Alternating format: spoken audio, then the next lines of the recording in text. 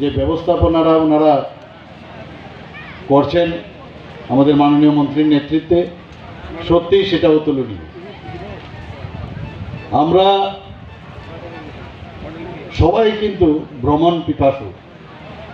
যখন একটা লেজারের টাইম হয়, ছেলে মেয়েদের যখন ছুটি ছাটা থাকে বা কোনো উৎসবকে কেন্দ্র করে আমরা বিভিন্ন জায়গা কিন্তু বেছে নেই যে কোথায় যাওয়া যায়।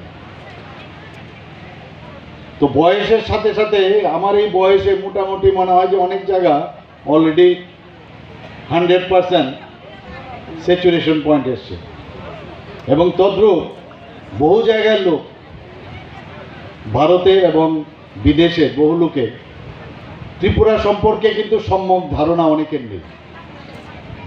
আমি কিছুদিন আগেই নারিকেল কুঞ্জে এসেছিলাম, এসে আমার নিজেরই সে ধারণা পাল্টে গেল যে ত্রিপুরার মতো এত সুন্দর একটা জায়গা এই ডুম্বুর লেকে থাকতে পারে। আমার মানে কি বলবো, আমি কোনোদিন ভাবতেই পারিনি। এবং আমি যাওয়ার পরে সব জায়গায় আমি তার বিষয়ে সবাইকে অবগত করেছি। আমি কিছুদিন আগে বা বেশ কয়েকবার দিল্লিতে আমি গেছি, ইউনিয়ন মিনিস্টারদের সাথে আমি দেখা করেছি। আমি বিশেষ করে এই নারিকেল কুঞ্জ এবং ডুম্বুরাল যে জলাশয় সেই সম্পর্কে ওনাদের অবগত করি।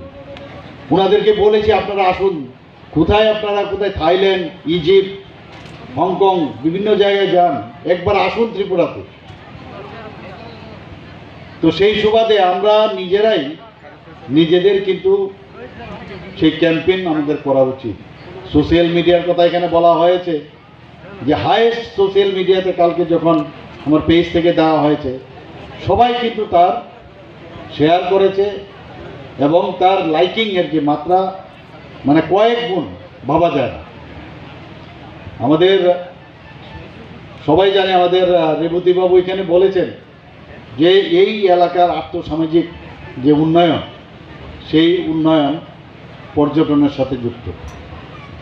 এত বড় সুযোগ প্রকৃতি ভগবান আমাদের দিয়েছেন, গড আমাদের দিয়েছেন, তো তার যে সুযোগ সেটা সদ্ব্যবহার আমাদের করা উচিত। এখানে আমাদের লগ আউট তো হয়েছে, কিন্তু ঘরে থেকেও যে আপনারা অন্যান্য জায়গায় আছে এরকম যে সেই সুবিধাও কিন্তু আপনারা নিতে পারেন। এর জন্য একটা প্রকল্প এখানে আছে যে পর্যটনের সাথে যারা যুক্ত হবে তাদেরকে সরকার থেকেও ওনাদেরকে আর্থিকভাবে সাহায্য করা হবে।